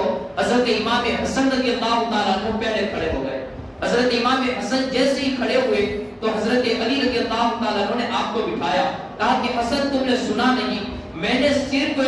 میری صلب سے اور فاطمہ الزہرا کی اولاد مراد نہیں لی ہے بلکہ میرے دوسرے بیٹوں کے بارے میں بیان کیا ہے. تو حضرت حسنین کریمین کے بیٹھ گئے, حضرت امام حسن رضی اللہ تعالیٰ عنہ یہ بیٹھ گئے. تو اس کے بعد حضرت عباس رضی اللہ تعالیٰ عنہ کھڑے ہوئے اور 12 سال کی عمر ہے, دیکھیے جذبے کو دیکھیے اور پھر وہ ولایت علی کا فیض بھی دیکھیے. حضرت عباس کھڑے ہو گئے, کہا کہ حضور مجھے اجازت دیجئے میں اکیلا ہی اس لشکر کے لیے کافی ہو جاؤں گا. کہا کہ عباس تمہاری عمر 12 سال کی ہے اور تم اس بڑے لشکر کے لیے اکیلے کافی کیسے ہو جا سکتے ہو؟ کہا حضور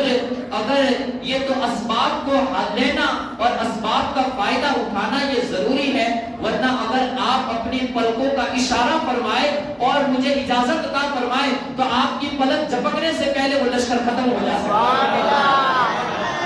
عباس رضی اللہ تعالیٰ نے وہ ولایت علی کے فیض کا اظہار فرمایا کہ میں کسی عام شخص کا بیٹا نہیں ہوں بلکہ جو ولایت کا بادشاہ ہے میں اس کا بیٹا ہوں. ولایت یہاں تک کہ بزرگان دین فرماتے ہیں کہ پچھلے انبیاء کرام علیہ السلام کے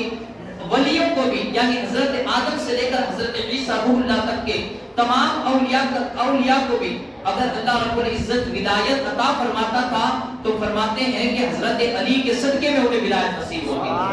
پچھلے اولیاء کو بھی, انبیاء کی بات نہیں کرتا اولیاء کی بات کر رہا ہوں کہ اولیاء کو بھی جو ولایت نصیب ہوتی تھی کیونکہ اسی وجہ سے حضرت علی رضی اللہ تعالیٰ کو سلطان الاولیاء کہا جاتا ہے. اور ہماری امت کے اور ہماری نبی رحمت صلی اللہ علیہ وسلم کے اگر کوئی سلطان الاولیاء ہے حضرت علی کے فیض سے تو وہ سلطان العارفین حضور غوث پاک رضی اللہ تعالیٰ عنہ کی ذات مقدسہ ہے. الغرض حضرت عباس کو باب الحوائج وہاں پر جہاں پر آپ کا مزار مقدس ہے وہ باب الحوائج بھی اسے کہا جاتا ہے. یہاں پر بزرگان دین فرماتے ہیں کہ جو شخص جائے اور اس دروازے سے داخل ہوتا ہے تو اللہ رب العزت اس کی تمام ضرورتوں کو پورا فرما دیتا ہے. ہم یہاں پر رب کی بارگاہ میں یہ امید رکھتے ہیں کہ حضرت عباس کے وسیلے سے اللہ رب العزت ہماری بھی ضرورتوں کو پورا فرمائے, ہمارے بھی ایمان کی حفاظت فرمائے. اور اسی طریقے سے حضرت علی کے بھائی حضرت عقیل کے بھی بیٹے تھے، حضرت مسلم بن عقیل جو کوفہ کے اندر شہید ہو چکے تھے، اور 3 دوسرے فرزند تھے، حضرت عبداللہ، حضرت عبد الرحمن اور حضرت جعفر رضی اللہ تعالیٰ، یہ تینوں کے تینوں کربلا میں شہید ہوئے۔ اب اس کے بعد دیکھیے کہ امام عالی مقام رضی اللہ تعالیٰ عنہ وہاں سے آگے بڑھنے لگے، یہ تمام یہ قافلہ تھا، اور ان کے ساتھ ہی حضرت امام عالی مقام کی بہن حضرت زینب رضی اللہ تعالیٰ عنہا بھی موجود تھی، جو ایک سپہ سالار کی حیثیت سے بھی گویا کہ وہ ایک قیادت کی حیثیت سے کربلا والوں کے ساتھ موجود تھے۔ انشاءاللہ العزیز ان کے بھی جو تاریخ ہے ان کو ہم آئندہ کی مجلس کے اندر بیان کرتے ہوئے چلیں گے۔ تو حضرت امام عالی مقام جب مقام صفا کو پہنچے تو وہاں پر فرزد الشاعر ملا، فرزد الشاعر ملا تو حضرت امام عالی مقام نے کہا کہ کوفہ والوں کے کیا حالات ہیں؟ اس نے بتایا کہ کوفہ والوں کے دل تو آپ کی جانب ہے لیکن تلواریں بنی امیہ کی جانب ہے۔ حضرت امام عالی مقام نے کہا کل یصیبنا الا ما كتب اللہ لنا، کہا کہ ہمیں بدظن نہیں ہونا چاہیے، اور اگر ہمیں مصیبتیں پہنچتی بھی ہیں تو وہی تکلیفیں اور وہی مصیبتیں پہنچیں گی جو اللہ نے ہمارے نصیبے میں لکھ دی ہے، جو ہمارا مقدر بن چکی ہیں، وہی مصیبتیں ہمیں پہنچ سکتی ہیں، اس کے علاوہ کچھ نہیں۔ بس انسان کے لیے یہ کیا کافی نہیں ہے کہ اس کے دل اور اس کی نیت یہ اس کے اندر خلوصیت پائی جاتی ہو۔ حضرت امام حسین رضی اللہ تعالیٰ عنہ اب وہاں سے بڑھنے لگے، حضرت جعفر طیار پھر آئے، حضرت عبداللہ بن جعفر طیار یہ وہاں پر آئے، پھر سے انہوں نے روکنے کی کوشش کی، لیکن امام عالی مقام نے پھر سے انہیں منع کر دیا اور کہا کہ میں نے اپنے نانا جان کو اپنے خواب میں دیکھا ہے، اور میرے نانا جان نے مجھے خواب میں ایک راز کی بات بتائی ہے، جب تک وہ راز پورا نہیں ہو جاتا میں اپنے سفر سے یہ پیچھے ہٹنے والا نہیں ہوں۔ یہاں تک کہ ایک مقام پر پہنچے جسے مقام حاجی کہا جاتا ہے، وہاں جا کر امام نے حضرت قیس بن مسہر سیداوی کو ایک خط لکھ کر کوفہ کی جانب روانہ کیا، اور وہاں پہنچ کر کہا کہ جاؤ کوفہ والوں کو کہو کہ وہ تیار ہو جائے اور میں یہاں سے نکل چکا ہوں۔ لیکن جیسے ہی قیس کوفہ گئے تو وہ قید کر لیے گئے، اور پھر ابن زیاد نے انہیں وہاں پر تمام لوگوں کے سامنے وہاں مجمع لگا ہوا تھا کوفہ والوں کا، ان کے سامنے پیش کیا اور کہا کہ جاؤ اور قیس اوپر جاؤ اور لوگوں کو بتاؤ، اور حضرت امام علی مقام امام حسین اور حضرت علی رضی اللہ تعالیٰ عنہ کی برائی بیان کرو اور لوگوں کو ڈراؤ دھمکاؤ اور ان کی برائی پیش کرو۔ حضرت قیس رضی اللہ تعالیٰ عنہ مجمع کے سامنے پہنچ گئے، وہاں قلعے کی دیوار کے اوپر کھڑے ہو کر انہوں نے لوگوں کو سلام کیا اور کہا حضرت امام حسین رضی اللہ تعالیٰ عنہ کے لیے دعا فرمائی، کہا کہ حسین ابن علی اس وقت تمام روئے زمین پر تمام لوگوں میں سب سے بہتر انسان ہے، اور اس وقت جو جھوٹے میں جھوٹا ہے اور جھوٹے کا بیٹا جھوٹا ہے وہ ابن زیاد ہے۔ تم لوگوں ایک کوفہ والوں تم نے ان کو خط لکھ کر بلایا ہے، دعوتیں دے کر بلایا ہے، اب امام حسین اپنے وہاں سے نکل چکے ہیں مکہ المکرمہ سے، اور تم لوگوں کو چاہیے کہ تم ان کی مدد کرو۔ ابن زیاد نے دیکھا کہ قیس یہ اس کے ہی باپ کی برائی کر رہا ہے اور حضرت حسین اور حضرت علی رضی اللہ تعالیٰ عنہ کی تعریف کر رہا ہے، اس نے جلاد کو حکم دیا، کہا کہ قیس کو اسی جگہ پر اس کے سر کو تن سے جدا کر دے اور اس کو اوپر سے نیچے پھینک دیا جائے۔ حضرت قیس رضی اللہ تعالیٰ عنہ کی بھی وہیں پر شہادت واقع ہو گئی۔ اب اس طرف امام عالی مقام کا قافلہ یہ چل ہی رہا تھا، اور چلتے چلتے بیچ میں حضرت زہیر بن قید بجلی رحمت اللہ تعالیٰ علیہ سے بھی ملاقات ہوئی، اور وہاں پر جب حضرت زہیر بن قید رضی اللہ تعالیٰ عنہ سے ملاقات ہوئی تو وہ بھی وہ وقت اتنا دور آ چکا تھا، یعنی امام عالی مقام اتنا ٹھہر کر کوفہ کی جانب جا رہے تھے کہ بتایا جاتا ہے کہ آپ نے مکہ سے کوفہ جانے کے بیچ میں 36 یا 38 مرتبہ یہ ٹھہراؤ کیا تھا، وقفہ کیا تھا اور ٹھہرے ہوئے تھے، یہاں تک کہ جب وہ نکلے تھے تو اس وقت کھانے کا یعنی حج کعبہ کے وقت شروع ہونے والا تھا، لیکن امام عالی مقام جب ابھی مقام ضرور تک پہنچے تھے تو وہاں پہنچنے پر حاجی لوگ اپنا حج تمام کر کے یہ واپس بھی پلٹنے لگے تھے، تو اسی کے اندر حضرت زہیر بن قید رضی اللہ تعالیٰ عنہ یہ بھی حج سے واپس پلٹ رہے تھے اور حضرت امام عالی مقام سے ملاقات ہوئی۔ پہلے تو وہ امام عالی مقام سے ناراض تھے اور آپ نے ملنا بھی گوارا نہیں کیا، لیکن امام حسین رضی اللہ تعالیٰ عنہ نے سامنے سے انہیں دعوت دی اور اپنے پاس بلایا۔ پہلے انہوں نے آنے سے انکار کیا، لیکن آپ کی بیوی نے کہا کہ نواز رسول شہزادہ رسول یہ آپ کو بلا رہے ہیں اور آپ ان کے دعوت پر لبیک کہنے کی بجائے انکار کر رہے ہیں، کیا تمہیں تمہیں اپنی آخرت سے پیار نہیں ہے؟ کیا تمہیں اپنی آخرت کو بگاڑنا ہے؟ بیوی کے سمجھانے پر حضرت زہیر بن قین رضی اللہ تعالیٰ عنہ یہ تیار ہو گئے۔ اب جب امام عالی مقام سے ملاقات ہوئی، اب وہاں پر کیا بات ہوئی کیا نہ ہوئی، لیکن حضرت زہیر بن قین جیسے اپنے خیمے پہ واپس آئے تو فوراً آ کر اپنی بیوی کو کہا اپنے بھائی کے ساتھ تم اپنے میکے چلی جاؤ، میں تمہیں طلاق دیتا ہوں، یہ تمام ساز و سامان سمیٹ لو اور تمام چیزیں اپنے گھر کو لے جاؤ۔ تمام قبیلے والے پوچھنے لگے، کہا کہ سردار کیا معاملہ ہے؟ ابھی تو جانا بھی گوارا نہیں کر رہے تھے، لیکن اب آئے ہو کہ تمام رشتے ناتوں کو توڑ رہے ہو اور خوشی خوشی امام عالی مقام کے ساتھ جانے کی بات کر رہے ہو۔ حضرت زہیر بن قین نے کہا کہ بات یہ نہیں ہے، بلکہ ایک مرتبہ میں حضرت سلمان فارسی رضی اللہ تعالیٰ عنہ کے ساتھ ایک جنگ میں موجود تھا۔ حضرت جب ہم نے وہ جنگ کو فتح کر لی اور پھر مال غنیمت اتنی کثیر تعداد میں ہمیں حاصل ہوا تھا، مال و متاع اتنی زیادہ تعداد میں ہمیں ملا تھا کہ ہم تمام کے چہروں پر مسکراہٹیں تھی، ہم تمام کے چہرے کھلکھلا اٹھے تھے۔ حضرت سلمان رضی اللہ تعالیٰ عنہ نے ہم تمام لوگوں کی طرف دیکھا اور کہا کہ اے لوگوں بتاؤ کیا تمہیں اس مال غنیمت کو دیکھ کر خوشی حاصل ہو رہی ہے؟ کہا کہ ہاں، ہمیں کتنی کثیر تعداد میں مال ملا ہے، ہمیں خوشی نہیں ہوتی تو اور کیا ہوگا؟ حضرت سلمان فارسی نے اس وقت کہا تھا، کہا اے زہیر، ایک وقت آئے گا جب تم نواسے رسول سے ملو گے، شہزادے رسول سے ملو گے، اور جب تم ان سے اس وقت ملو گے اور پھر تمہیں ان کے ساتھ جو شہادت نصیب ہو گئی تو اس وقت جو تمہیں خوشی حاصل ہوگی ویسی خوشی حاصل ہوگی کہ تم اس خوشی کو بھی بھول جاؤ گے، اس وقت کی مسرت کو بھی بھول جاؤ گے۔ حضرت زہیر بن قین نے کہا یہ میرا آخری سفر ہے۔ اب دیکھیے کہ تمام لوگ جانتے تھے کہ یہ امام کا آخری سفر ہے، لیکن پھر بھی امام کے ساتھ وہی جڑ رہے تھے اور وہی ساتھ دے رہے تھے کہ جو جانتے ہوئے بھی کہ انہیں پتا تھا کہ جو اس کے بعد ہمیں مقام نصیب ہونا ہے وہ مقام تمام شہداء سے اوپر والا مقام نصیب ہونا ہے۔ یہ ایک ایسی داستان ہوگی کہ جو داستان قیامت تک کے لیے قائم رقم کر دی جائے گی اور ہر سال ان کے ناموں کی ایک برکتیں لوٹی جائے گی اور ان کے ناموں سے فیض حاصل کیا جائے گا۔ یہ وہ نام تھے کہ جنہوں نے امام عالی مقام کا ساتھ دیا۔ الگر حضرت زہیر بن قین رضی اللہ تعالیٰ عنہ یہ بھی امام عالی مقام کے ساتھ ہو گئے۔ اب جب امام عالی مقام کے مقصد اور آپ کا جو ارادہ تھا اس کو آپ جان سکتے ہیں کہ دیکھیں امام عالی مقام نہ وہاں پر جنگ و جدال کے لیے جا رہے تھے نہ حکومت کے لیے جا رہے تھے۔ بسا اوقات کچھ خارجی قسم کے لوگ ہوتے ہیں جو یہ اعتراض کرتے ہیں کہ امام عالی مقام کی یعنی وہ یوں کہتے ہیں کہ دو شہزادوں کی جنگ تھی اور حکومت کی وجہ سے جنگ تھی۔ حالانکہ آپ دیکھیں کہ جب امام عالی مقام مکہ المکرمہ سے جا رہے تھے تو وہاں پر عدی بن حاتم طائی کا بیٹا حاتم طائی جو بہت بڑے سخی تھے ان کا پوتا ایک وہاں پر ملا اور اس نے کہا کہ حضور آپ کہاں جا رہے ہیں؟ کیا کوفہ کی طرف جا رہے ہیں؟ تو حضرت امام نے کہا کہ ہاں میں کوفہ کی طرف جا رہا ہوں۔ کہا کہ اس نے ہاتھ جوڑ لیے، کہا کہ حضور آپ کوفہ کی جانب نہ جائیں، وہ لوگ درہم و دنانیر کے بندے ہیں، وہ لوگ آپ کا ساتھ دینے کے بجائے آپ کے دشمن ہو جائیں گے، بلکہ وہ لوگ اپنی تلواریں نکال کر آپ کے بیٹوں کو قربان کرنے کے لیے آ جائیں گے۔ کہا کہ ایسا کیجئے حضور، میرا قبیلہ یہی یمن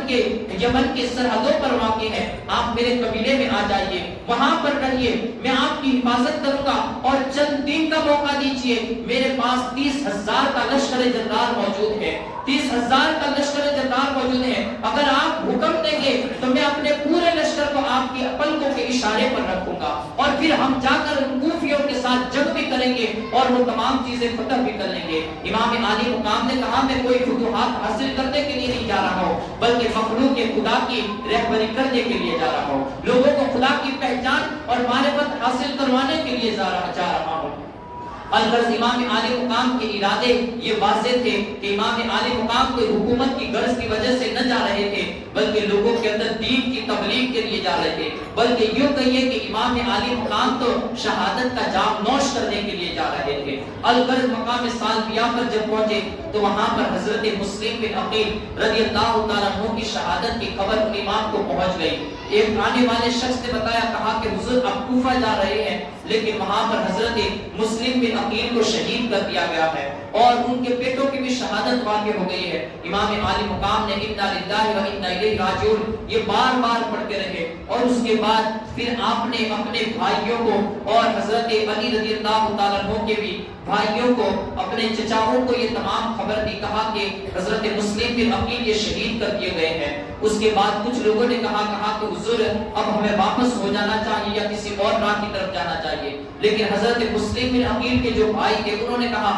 کہ حضور نہیں، مسلم کی شہادت کے بعد ہم ان کا انتقام لیں گے، ہم مسلم کی شہادت کو یہ رائے کا نہیں جانے دیں گے۔ اور کچھ لوگوں نے یہ بھی کہا کہ حضور وہ مسلم بن عقیل تھے، اگر آپ وہاں پر جائیں گے تو آپ کا مقام کچھ اور ہے، آپ کی بات کچھ اور ہے، جیسے ہی آپ کوفہ میں پاؤں رکھو گے تو تمام کوفہ والے یہ آپ کے مرید ہو جائیں گے۔ البتہ امام عالی مقام نے کسی خیال کی تائید نہیں کی، لیکن چونکہ حضرت ابن عقیل یعنی اولاد عقیل یہ بڑے ہی جوش میں آ چکے تھے، حضرت مسلم کی خبر کی شہادت یہ تمام کے اندر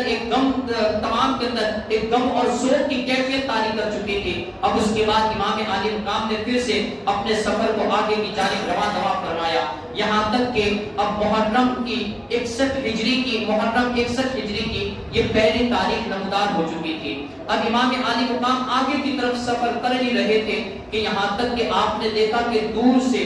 1000 سپاہیوں پر مشتمل ایک لشکر آ رہا ہے۔ وہ لشکر جب امام عالی مقام کی طرف آیا تو امام عالی مقام نے دیکھا کہ اس کی قیادت یہ حور بن یزید تمیمی کر رہا ہے۔ امام عالی مقام نے ان تمام کو ایک جگہ پر پڑاؤ ڈلوایا اور پھر ان کے گھوڑوں کو بھی اپنے ساتھیوں کو حکم دیا کہ ان کے گھوڑوں کو پانی پلائے، ان کے ساتھیوں کو پانی پلائے، تمام لوگوں کو پانی پلایا۔ حور بن یزید بزرگان دین علامہ نعیم الدین مراد آبادی فرماتے ہیں کہ امام عالی مقام کی یہی وہ خیرات تھی، دیکھ کے جانتے تھے کہ وہ دشمن بن کر آیا ہے، ہمیں قید کرنے کے لیے آیا ہے، لیکن دشمن کے بھی ساتھ اگر جو بھلائی فرمائے تو وہ اولاد نبی ہوتے ہیں۔ اور وہ فاطمہ الزہرا رضی اللہ تعالی عنہ کی انہا کی آل ہے کہ حضرت امام حسین نے جانتے ہوئے بھی اس کے ساتھیوں کو پانی پلایا، اس کے ساتھیوں کی سواریوں کو بھی پانی پلایا۔ الغرض امام عالی مقام نے پھر وہاں حور بن یزید نے بھی پڑاؤ کیا، امام عالی مقام کے بھی خیمے لگے ہوئے تھے۔ اب اس کے بعد نماز ظہر کا وقت آیا تو نماز ظہر کے وقت امام عالی مقام حور بن یزید کے ساتھ مخاطب ہوئے تاکہ تم اپنی نماز الگ پڑھو گے یا ہمارے ساتھ پڑھو گے؟ حور بن یزید نے کہا کہ نہیں حضور، آپ نماز پڑھائے، میں آپ کے پیچھے ہی پڑھوں گا۔ اب اس کے بعد امام عالی مقام نے نماز پڑھائی اور تمام لوگوں نے امام کے پیچھے نماز پڑھی۔ نماز ظہر کا وقت ختم ہوا، عصر کا وقت جیسے ہی آیا امام عالی مقام نے اپنے گھر والوں کو کہا کہ سامان سفر تیار کیا جائے، ہم آگے کی طرف سفر کریں گے۔ حور بن یزید اور تمام لوگ پھر سے امام عالی مقام کے پیچھے جمع ہو گئے، تمام نے نماز عصر کو قائم کیا۔ نماز عصر قائم کرنے کے بعد امام عالی مقام اپنی اونٹنی پر سوار ہوئے اور سوار ہو کر تمام لوگوں کو مخاطب کرتے ہوئے فرمایا، کہا کہ اے لوگوں، تم کوفہ کی جانب سے آئے ہو، تم لوگ جانتے ہو کہ تم لوگوں نے مجھے خط لکھ کر بلایا اور میں جب یہاں پر آیا تو تم لوگ مجھے قید کرنا چاہتے ہو، لیکن یاد رکھو اگر تمہیں میرا آنا پسند نہیں ہے تو مجھے اپنے وقت پر چھوڑ دیا جائے، میں کوفہ نہیں آؤں گا، کسی اور جانب چلا جاتا ہوں۔ لیکن حور بن یزید نے کہا کہ حضور، مجھے تو آپ کو قید کرنے کے لیے حکم دیا گیا ہے کہ میں آپ کے ساتھ رہوں اور ابن زیاد کے دربار میں پیش کر دو۔ نہ حضرت امام عالی مقام امام حسین رضی اللہ تعالیٰ عنہ نے حور سے کہا کہ حور، تیری ماں تجھ کو روئے، کیا تو مجھے قید کرے گا اور مجھے قیدی کی حالت میں تو ابن زیاد کے پاس لے جائے گا؟ حور نے کہا کہ حضور،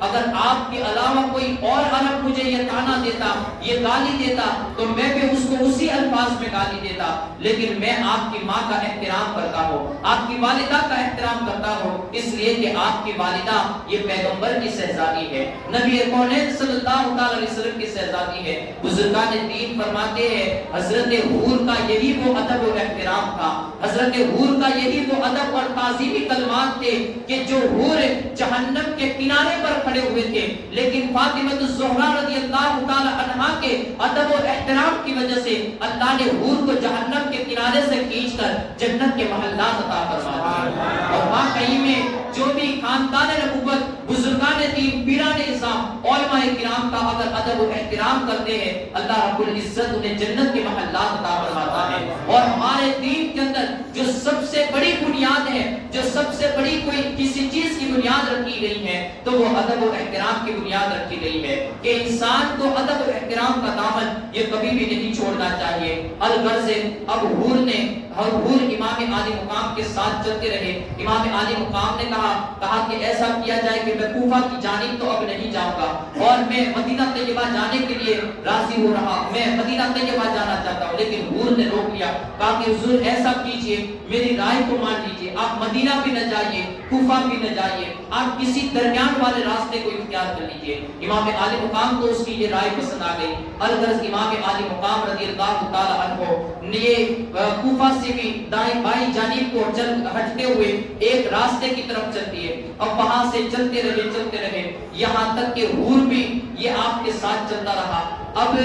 2 محرم کی تاریخ آ گئی, یہاں تک کہ ابن زیاد کی طرف سے بھی ایک قاصد آیا اور اس قاصد نے نہ امام عالی مقام کو کوئی سلام کیا نہ امام عالی مقام کے ساتھ مخاطب ہوا, سیدھا حور کے پاس پہنچا اور حور کے پاس پہنچ کر اس نے حور کو سلام کر کے ابن زیاد کا ایک خط دیا. کہا کہ حسین جہاں پر بھی ہے وہیں پر انہیں کسی چٹیل میدان کے اندر روک دیا جائے اور ایسی جگہ پر انہیں روکا جائے کہ جہاں پر نہ کوئی آب و حیا, جہاں پر نہ کوئی ٹھکانہ اچھا ہو, نہ پانی قریب ہو, ایسی جگہ پر انہیں روکنے پر مجبور کیا جائے. الغرض امام عالی مقام کو حور نے وہ خط دکھایا, کہا کہ امام یہ ابن زیاد کا خط آ چکا ہے اور ابن زیاد کا یہ قاصد یہ ہمارے ساتھ موجود ہے, وہ ہماری حرکت و نقل کی خبریں یہ ابن زیاد کو پہنچائے گا, اس لیے امام کسی جگہ پر ٹھہر جائے. امام عالی مقام نے کہا کہ اچھا مجھے کچھ دیر چلنے دیا جائے. امام عالی مقام کی اس پیشکش پر حور کچھ دیر خاموش رہا. اب امام عالی مقام کچھ دیر چلتے رہے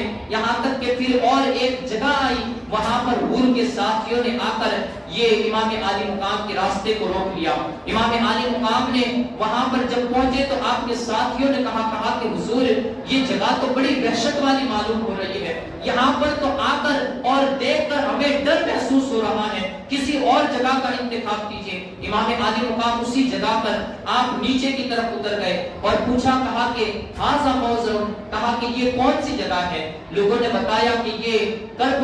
ہاذا موضع کربلا, کہا کہ اس کو کرب و بلا کہا جاتا ہے. امام عالی مقام نے جیسے یہ الفاظ سنے تو کہتے ہیں کہ امام عالی مقام فوراً اپنے گھوڑے سے نیچے کی طرف اتر گئے. نیچے کی طرف اتر کر آپ نے وہاں پر مٹی جو تھی اس مٹی کو اپنے ہاتھ میں لیا اور پھر کہتے ہیں کہ انہوں نے اپنی زین میں بھی ایک ہاتھ ڈالا اور وہاں سے بھی ایک ڈبی نکالی اور اس ڈبی کے اندر سے بھی یہ ایک روایت ہے, جو روایت صحیح بھی ہو یا ضعیف بھی, لیکن یہ روایت پائی جاتی ہے کتابوں کے اندر کہ امام عالی مقام نے اپنی زین کے اندر بھی ایک ہاتھ ڈالا اور ہاتھ ڈال کر ایک وہاں سے بھی ڈبی نکالی اور پھر اس ڈبی کے اندر سے بھی ایک مٹی نکالی. دونوں ہاتھوں میں اس دونوں مٹی کو رکھ کر حضرت امام عالی مقام دیکھنے لگے اور واقعی میں دونوں مٹی یہ ایک جیسی ہی پائی جا رہی تھی. امام علی مقام نے کہا, آپ کھڑے ہو گئے, آنکھوں سے آنسو جاری ہو گئے, کہا کہ یہی وہ مقام ہے جو ہمارا آخری مقام ہے, یہی ہماری آخری منزل ہے. کہا امام یہ کون سی مٹی ہے جو آپ نے اپنی زین کے اندر سے نکالی؟ کہا یہ وہ مٹی ہے جو میرے نانا جان نبی رحمت صلی اللہ علیہ وسلم کو ایک خاص فرشتے نے عطا فرمائی تھی اور کہا کہ یہ کربلا کی سرزمین کی مٹی ہے اور یہ مٹی جب خون ہو جائے گی تب تمہارے بیٹوں کو شہید کر دیا جائے گا. پھر امام نے فرمایا حاضی کربلا وموضع کرب وبلا حاذا مناخ رکابنا ومحط رحالنا ومقتل رجالنا. امام عالی مقام نے اشارے کرتے ہوئے ارشاد فرمایا, کہا کہ یہی وہ جگہ ہے جہاں پر ہمارے اونٹ بیٹھیں گے, جہاں پر ہمارے خیمے باندھے جائیں گے اور یہاں پر ہمارے انسانوں کو بھی ہمارے آدمیوں کو قتل کیا جائے گا. یہ سن 61 ہجری محرم کی 2 تاریخ تھی کہ امام عالی مقام جمعرات کے دن یہ کربلا کی سرزمین پر پہنچے اور انشاءاللہ العزیز اس سے آگے کی جو داستان ہے ہم آئندہ کو سماعت کرتے ہوئے چلیں گے. رب کائنات کی بارگاہ میں دعا ہے اللہ رب العزت ہمیں نیک کام کرنے کی توفیق عطا فرمائے, برے کاموں سے بچائے, صراط مستقیم کی ہدایت نصیب فرمائے, ایمانی زندگی عطا فرمائے, ایمانی موت نصیب فرمائے. کہنے سننے میں کسی قسم کی بھی اگر ذرہ برابر بھی لغزش ہوئی ہو اللہ رب العزت اسے بھی معاف فرمائے. اشہد ان لا الہ الا اللہ و اشہد ان محمدا عبدہ و رسولہ. السلام علیکم.